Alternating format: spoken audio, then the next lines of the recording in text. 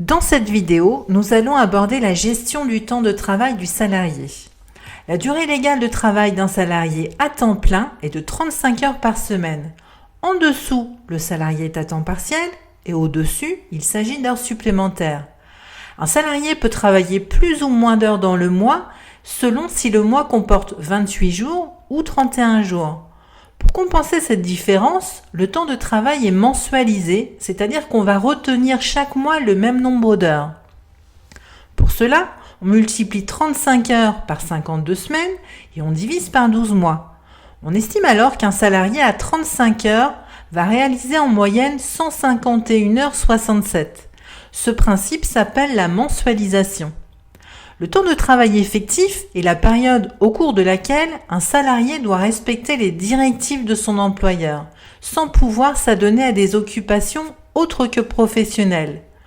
Le Code de travail intègre deux critères à la définition du temps de travail. D'une part, l'obligation de disponibilité du salarié et d'autre part, la contrainte liée à l'absence de la liberté d'action pendant une période donnée.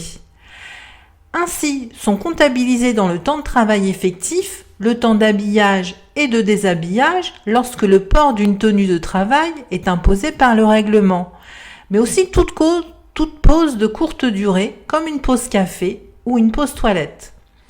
En effet, durant cette période de temps, le salarié reste à la disposition de son employeur. Le Code de travail prévoit une pause de 20 minutes à tout salarié dépassant 6 heures de travail par jour. Le repos quotidien, entre deux journées de travail, doit être au minimum de 11 heures consécutives. De même, le repos hebdomadaire doit être au minimum de 35 heures consécutives. Les heures effectuées au-delà des 35 heures pour un temps plein sont considérées comme des heures supplémentaires. Les heures supplémentaires se décomptent par semaine. À défaut d'accord d'entreprise, la semaine débute le lundi à 0 heure et se termine le dimanche à 24 heures. La durée quotidienne du temps de travail, heures supplémentaires inclus, ne peut excéder 10 heures par jour, ou 48 heures par semaine et 44 heures par semaine en moyenne sur une période de 12 mois consécutive. Prenons un exemple. Voici les horaires de travail de Madame 1 la semaine 23. Nous allons vérifier les dépassements de Madame 1 cette semaine-là. Pour cela, nous allons vérifier si la durée maximum quotidienne de 10 heures n'est pas dépassée et si la durée hebdomadaire maximale de 48 heures n'est pas dépassée également. Commençons par la durée quotidienne. Emma Ouin est à temps plein sur 35 heures. Elle a travaillé 8 heures le lundi, le mardi et le mercredi et le vendredi également. Le jeudi, elle a travaillé 10 heures. Elle n'a donc jamais dépassé 10 heures par jour. Sa durée maximale quotidienne de travail est donc bien respectée. Étudions maintenant sa durée hebdomadaire. Sur l'ensemble de la semaine, elle a effectué 42 heures. Elle a effectué 4 fois 8 heures plus une fois 10 heures.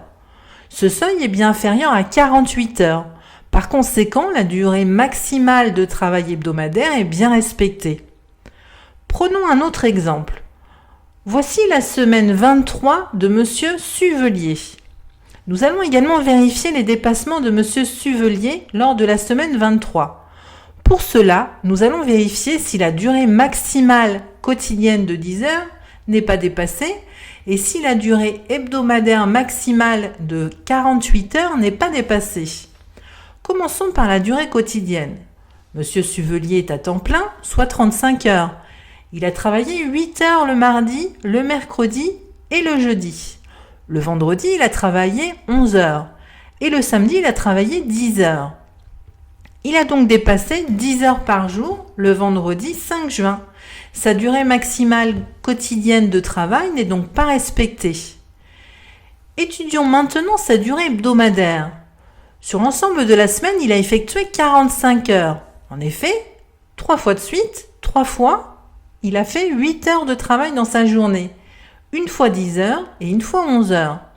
Ce seuil est bien inférieur à 48 heures, par conséquent, la durée maximale de travail hebdomadaire est bien respectée. Les heures supplémentaires ouvrent droit à une rémunération plus favorable. Le taux horaire est majoré.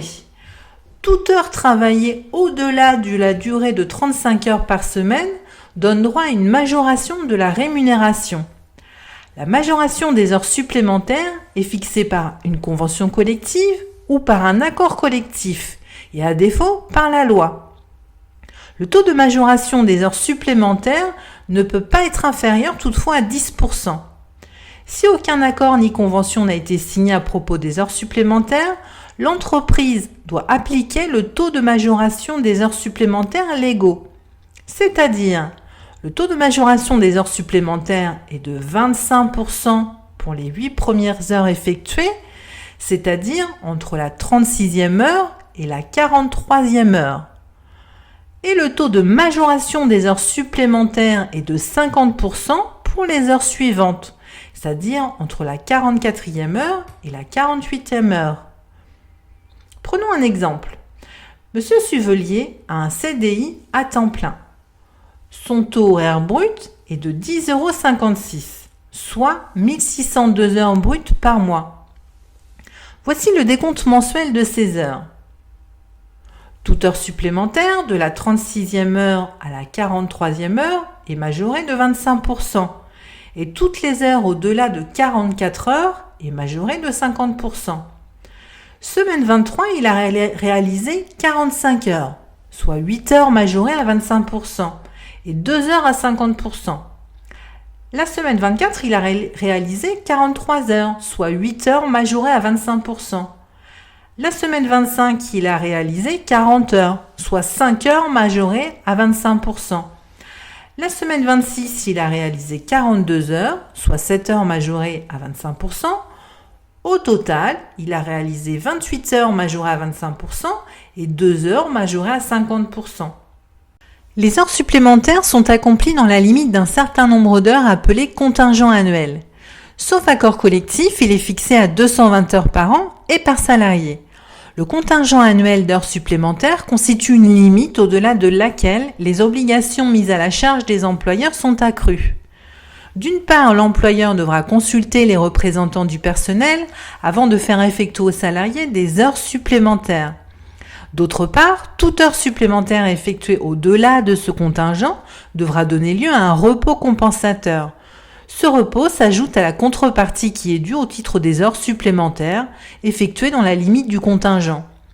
Sauf disposition conventionnelle plus favorable, la contrepartie obligatoire sous forme de repos est fixée à soit 50% des heures supplémentaires accomplies au-delà du contingent annuel pour les entreprises de 20 salariés ou moins, soit 100% des heures supplémentaires accomplies au-delà du contingent annuel pour les entreprises de plus de 20 salariés.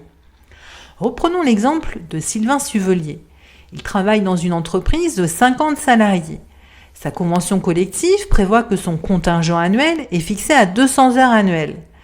Sylvain Suvelier a déjà réalisé 179 heures supplémentaires de la semaine 1 à la semaine 22. Entre la semaine 23 et 26, il réalise 30 heures supplémentaires. Son contingent annuel passe donc à 209 heures. 9 heures sont réalisées au-delà de son contingent. Il aura donc une contrepartie obligatoire en repos. L'effectif de son entreprise étant supérieur à 20 salariés, M. Suvelier a le droit à 100% de contrepartie obligatoire en repos, soit 9 heures de contrepartie obligatoire en repos. Nous allons aborder maintenant le temps partiel. Il concerne le salarié dont la durée de travail est inférieure à la durée légale, soit inférieure à 35 heures.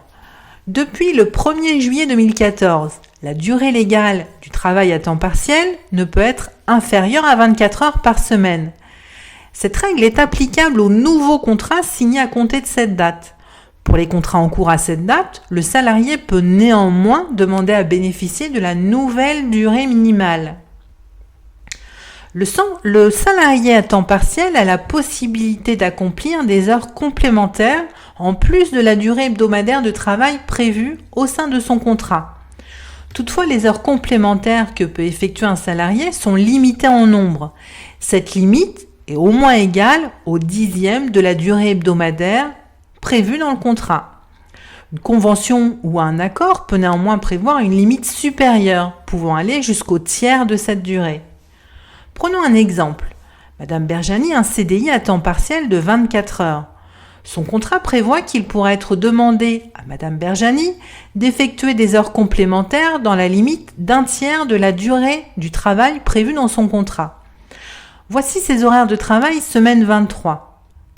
Nous allons vérifier les dépassements de Madame Berjani. Pour cela, nous allons vérifier si la durée maximale de travail quotidienne de 10 heures n'est pas dépassée et si la durée hebdomadaire maximale n'est pas dépassée. Commençons par la durée maximale quotidienne de 10 heures.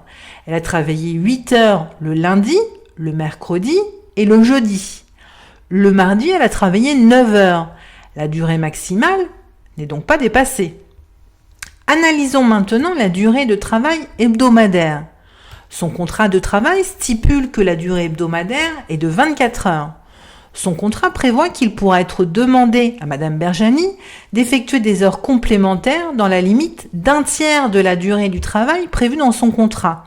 Ceci implique la possibilité d'effectuer 8 heures complémentaires, 24 divisé par 3, soit 32 heures au total. Or, en contrôlant le nombre d'heures effectuées, on constate que la salariée a réalisé 33 heures. 3 fois 8 heures plus 9 heures. Ce dépassement n'est donc pas légal. Dans le cadre d'un contrat à temps partiel, toute heure complémentaire, c'est-à-dire toute heure travaillée au-delà de la durée prévue dans le contrat de travail, donne lieu à une majoration de salaire. Depuis le 1er janvier 2014, les heures complémentaires effectuées dans la limite du dixième de la durée de travail sont majorées de 10%. Si un accord collectif prévoit la possibilité d'accomplir des heures complémentaires dans la limite d'un tiers de la durée prévue au contrat, chaque heure complémentaire effectuée au-delà du dixième est majorée de 25%. Un accord collectif peut toutefois prévoir une autre majoration sans qu'elle puisse être inférieure à 10%. Reprenons l'exemple de Madame Berjani pour calculer son salaire brut lié à ses heures complémentaires. Elle a un CDI de 24 heures et son taux horaire est de 11,28 €. Voici son planning. Les heures complémentaires effectuées dans la limite du dixième de la durée de travail sont majorées de 10%. Comme son contrat est de 24 heures, si elle effectue des heures complémentaires, ses 2,4 premières heures sont majorées de 10% et les heures suivantes sont majorées de 25%. Elle réalise semaine 23 33 heures. 2,4 heures seront majorées de 10% et 6,6 heures seront majorées de 25%. Elle réalise semaine 24 28 heures. 2,4 heures sont majorées de 10% et 1,6 heures seront majorées de 50%. Elle réalise semaine 25 24 heures. Elle ne réalise donc pas d'heures supplémentaires. Semaine 26, elle réalise 26 heures. 2 heures sont majorées de 10%. Pour ces heures majorées de 10%, son taux horaire sera de 12,41 €, 11,28 fois 1,1. Et pour ces heures majorées de 25%, son taux horaire sera de 14,10 €, 11,28 fois 1,25.